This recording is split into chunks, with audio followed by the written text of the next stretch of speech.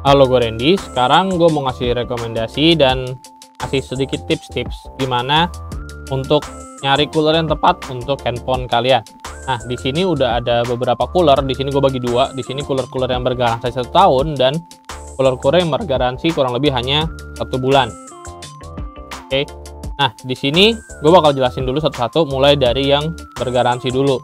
Nah, untuk yang murah-murah di sini di atas ada yang kurang lebih di bawah 200.000.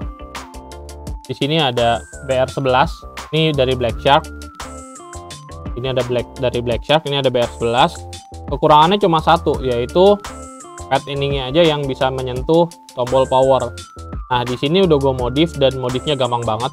Ini rekomendasi banget karena ini bergaransi setahun ya, walaupun nggak sedingin di X9 yang nanti gue ceritakan. Nah, untuk BR11 ini yang garansinya sebulan itu udah ada yang jual harganya cuma 180-an. Jadi ini menurut gue recommended banget. Jadi ini menurut gue recommended banget dengan catatan ya, dengan catatan kalian harus berani motong ininya, motong paddingnya, terus kalian pasang lagi seperti ini. Untuk tutorial caranya ada di video gue sebelumnya. Oke, terus di sini yang murah ada lagi dari Memo. Nah, ini brand yang lumayan menurut gua, mereka berani kasih garansi setahun. Di sini di DL05 ini kemarin gak gue masukin karena harganya masih di atas 200, tapi sekarang udah di bawah 200, udah di 180-an. Dan di 180-an itu kalian kalau bisa tetap beli thermal padnya lagi ya, beli thermal padnya lagi. Ini salah satu cooler yang dulu gue pernah rekomendasikan dan pernah nggak gue rekomendasikan lagi. Sekarang masuk rekomendasi gue lagi karena harganya yang udah turun. Oke, ini lumayan. Ini dulu udah sering banget gue pakai, makanya sampai ke kotor ini coolernya. Nah, ini kalian kalau ngebersihinnya harus pakai semprotan angin atau pakai contact cleaner.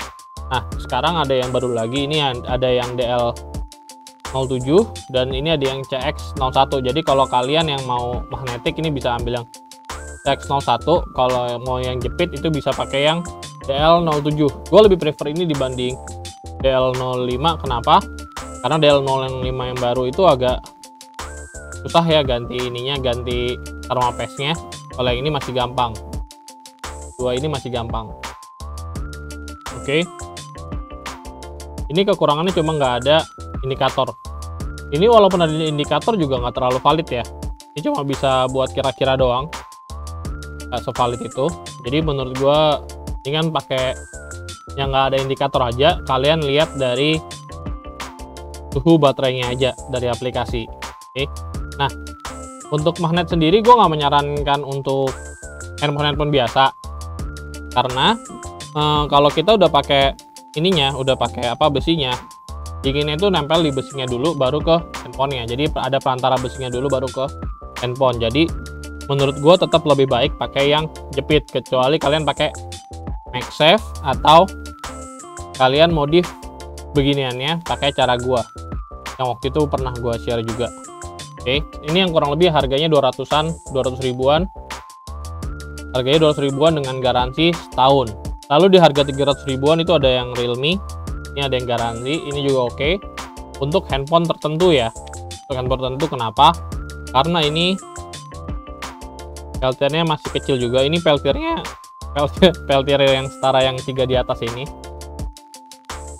Yang 2,3 cm. Dia dinginnya gara-gara cuma nggak ada pad untuk nyebarin dinginnya lagi. Jadi kalau misalnya handphone kalian pas dinginnya di sini ya ini masih oke-oke aja. Jadi kalau kayak iPhone pakai ginian ini masih oke.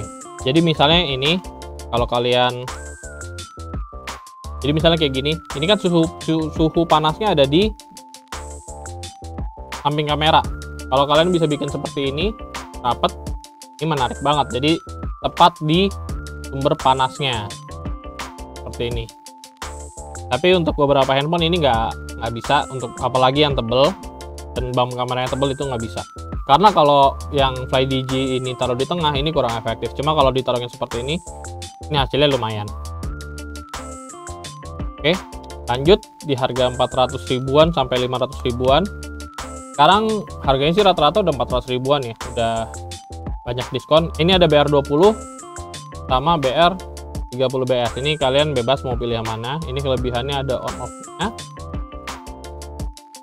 Ada on off-nya, dan di aplikasi juga lebih unggul di BR30BS ya. Ini nggak ada on off, cuma unggul di aplikasinya. Ini dua-duanya ada aplikasi, tapi aplikasinya lebih lengkap di BR30BS ini. Oke, terakhir ini ada magnetic ya. Ini Memo BR30AP. Ini dinginnya lebih dingin dari BR30BS, tetapi menurut gue nggak cocok untuk handphone-handphone yang non MagSafe. Kenapa? Seperti yang gue bilang, karena dinginnya itu kebagi di casingnya dulu, baru di handphonenya. Jadi kalau mau modif kayak dipakai ring dan thermal pad itu masih oke. Cuma kalau kalian nggak modif, menurut gue sayang. Dan ini buat di iPhone aja, iPhone 12 dan iPhone 13. Oke, sekarang sebelah kanan ini ada yang non garansi. Jadi garansinya kurang lebih sebulan semuanya. Ada K3, ini di bawah 100.000. Waktu gue beli ini di bawah 100.000, tapi sekarang nggak tahu lagi nih, rata-rata udah di 120-130-an. Terus ini ada X5 juga. Terus di sini ada N5. Kalau untuk harga ini lebih murah di K3. Lebih murah di K3, cuma dinginnya ini kurang lebih sama. Ini paddingnya sama-sama kurang bagus dan harus dimodif ya. Harus dimodif. Kalau gue modifnya seperti ini, supaya nggak kena tombol power. Nah, sebenarnya kalau gue mau ngerekomendasiin paling aman itu sebenarnya BR30BS. Kenapa? Karena padding jepitannya itu dia dikasih 3 jenis. Jadi relatif aman untuk semua handphone. Jadi kalau kalian mau nanya handphone kalian cocok nggak pakai BR30BS ini, hampir kemungkinan besar cocok, kecuali tablet atau handphone yang besar banget. Oh ya, untuk Memo sendiri ada DL03 ya tambahannya ya.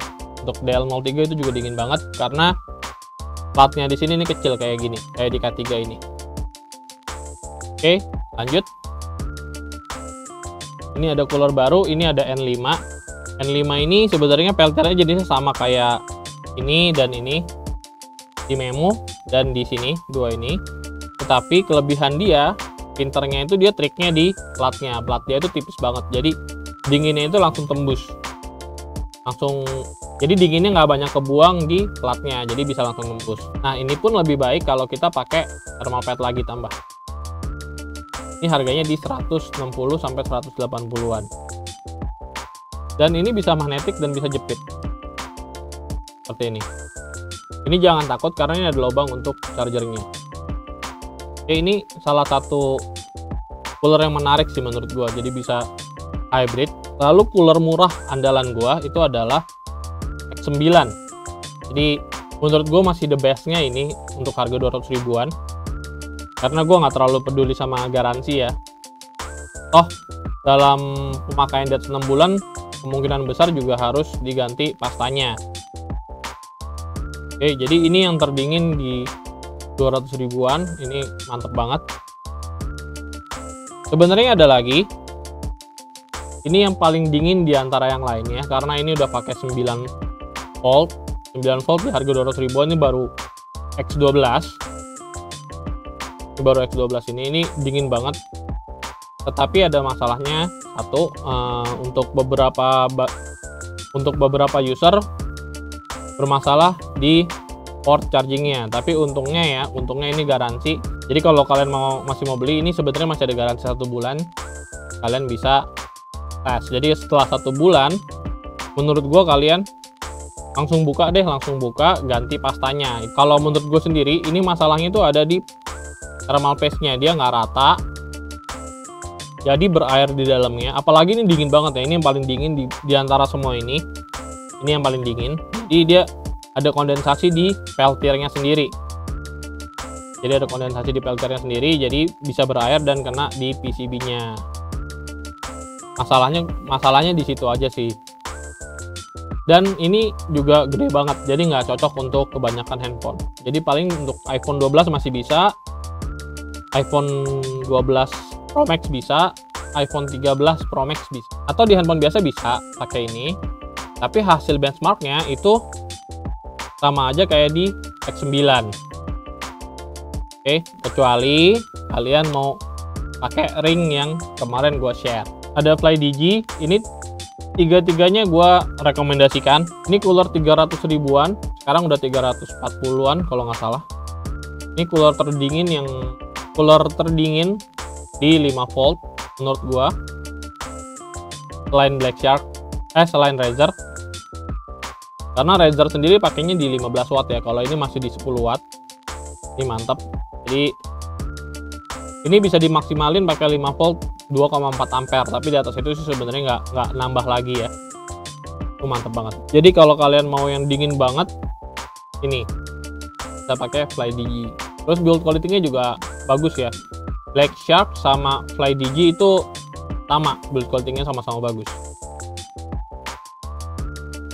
Lalu di sini ada B5 sama B5X. Ini juga edan.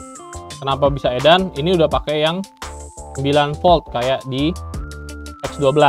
Jadi ini sama Razer, ini dinginnya sama-sama di bawah X12. Jadi ini mantep banget. Jadi kalau misalnya ditanya cooler terbaik saat ini, gua akan pilihnya ini. Kenapa? Karena ini bukan cuma sekedar dingin banget, ini juga ada softwarenya yang bisa kita atur. Bahkan kita bisa pakai cuma sekitar 2 watt aja untuk cooler ini. Jadi kalau misalnya kita cuma lagi ngecas atau nggak perlu yang dingin-dingin banget, kita bisa irit powerbank kita untuk pakai ini. Jadi ini mantap banget menurut gua. Oke, ini sama aja, tapi ini versi netnya. Oke, di sini gue tampilin Razer, tapi gue nggak merekomendasikan untuk beli ini karena ini harganya terlalu tinggi menurut gue. Tapi hasilnya ya sama aja kayak FlyDigi, bahkan nggak lebih dingin dari X12. Jadi kalau menurut gue alternatifnya bisa ambil FlyDigi aja daripada ini. Terus ini juga kekurangannya, paddingnya juga kecil ya. Paddingnya kecil dibandingin sama X12 ataupun FlyDigi.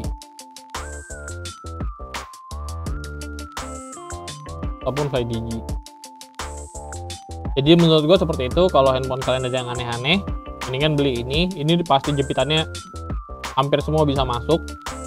Kalau yang ukurannya sedang dan tombolnya menonjol, itu bisa pakai yang jenis kayak X9 ini. X9 atau FlyDigi.